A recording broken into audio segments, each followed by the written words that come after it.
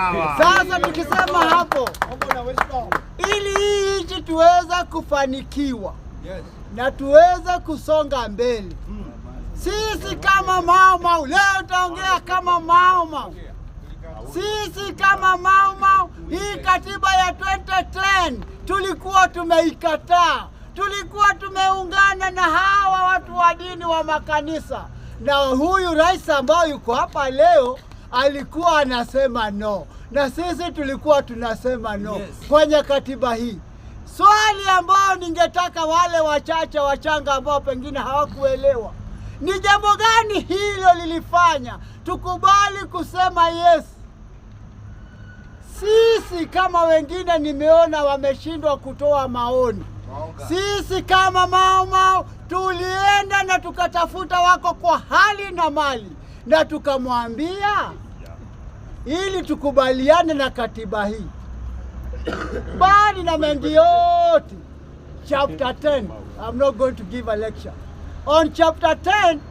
Chapter 10 ndio ya Mau Mau. Na ni kwa nini tunasema chapter 10 ni ya Mau Mau? Tunasema ndio inasema principles of governance, na hiyo ndio inasema watu wote wamekuwa binded na hii katiba. Katiba hii, kama wewe unafanya kwa serikali, kama wewe ni nani, kama wewe ni binadamu aina gani, every person is bound by this current constitution we are having. And that's why Mau Mau said yes to this constitution.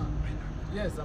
But as I go, it's up to you, my dear. Hata rais wetu alisema no.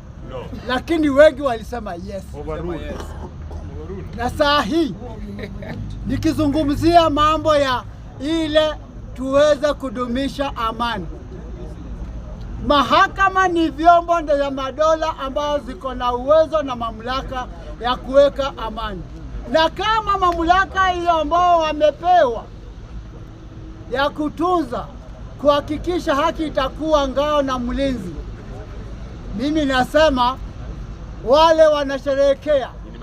On behalf of Mau Mau Governing Council, we are saying it is not yet over until it is over, until justice is seen to have been done. It's not about going home. We are saying about justice. We are talking about justice. It will be over until the moment justice is over. And the reason possibly some of you don't know.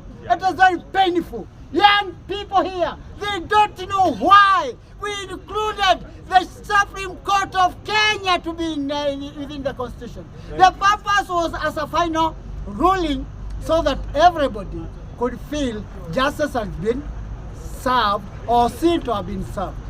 Nikimalizia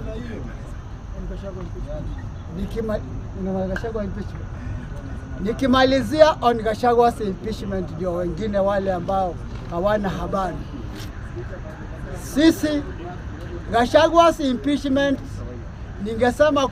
ningetaka kusema kwamba mahakama ya kwanza, High Court, ilifanya ruling yao. Mahakama ya pili, Supreme Court, inaendelea. Mahakama ya mwisho ambao ni Supreme Court ndio itatoa uamuzi wa mwisho, na ndio ningeambia Wakenya watulize boli. Wale ambao hawana amani, tunaomba, na saa hii mimi am making a solemn appeal to the highest court of justice ambao ni Supreme Court.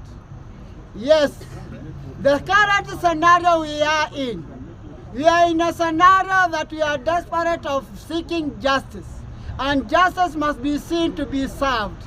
Justice must be seen to be in action.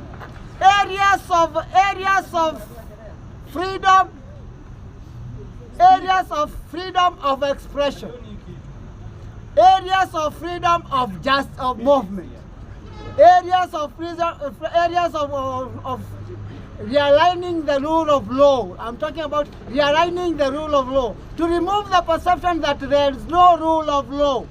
I have confidence that we are anticipating the Supreme Court of Supreme Court of Kenya to rule, particularly on areas of national justice.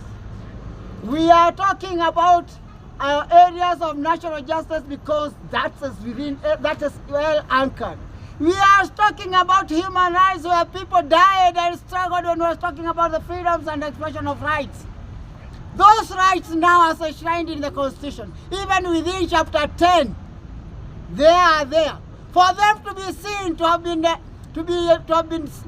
done or dispensed with, we are calling upon for those rights to be seen.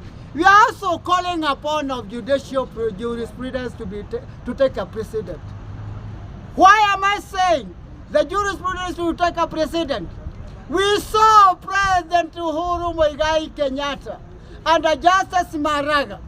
The process why we had to go back and Kenya had to get a lot of punitive process of going back to elections. It was because of the process, the procedure, not about the votes. It was because of the nature it was being conducted. The nature that National Assembly conducted itself, announced itself, displayed itself, and subsequently the Senate. The nature and the manner in which the process went through surely is uncalled for. And definitely, much as we talk about the institutions of and the independence of democracy, independence of those institutions, the purpose of giving the judicial powers to be independent, we gave them so that they could rule independently without interference. And the moment there's interference and areas of interference are going to be interfered with, that gives a display of breakdown of rule of law. And we are appealing, we want the rule of law to take precedence. As I pray, oh, today is not about today is about also telling you what is so that when you come out of here, you remove that stigma. Yes. Summarize. I'm summarizing, yes. Summarize. I'm summarizing. Lakini kisummarize nasema ndio tuende nyumbani kwa amani. Hii maombi naomba ya amani. Kwa hivyo kama naomba na lugha na naomba na ndimi, baba na ndugu na dada, hakuna dada, mkubaliane na mimi niombe hiyo lugha, mnione nyuma ya hema nitatafsiri. Safi. Thai da ya gai thai. Thai da ya gai thai. Thai da ya gai thai. We gai mwana hinya wothe. Ngombe wa igoro nathi. Oe rorere rwa moge koyo. Roria rwe hatakaine. Turenda thayo mĩciĩ-inĩ itũ. Turenda thayo kuma nginya Karimatura. Turenda thayo kinya Mombatha. Turenda thayo Mount Kenya yothe. Ciana citũ thayo. Ciana citũ thayo. Indo citũ thayo. Andũ othe na rũrĩrĩ rwitũ. Thai thada ya gai thai. Kĩroro manyamba mũrũmie thayo. Ũrũmwe witũ thayo. Hinya witũ thayo. Ndundu citũ thayo. Athuri thai, ciana thai, atumia thai. Thada ya gai witũ thayo.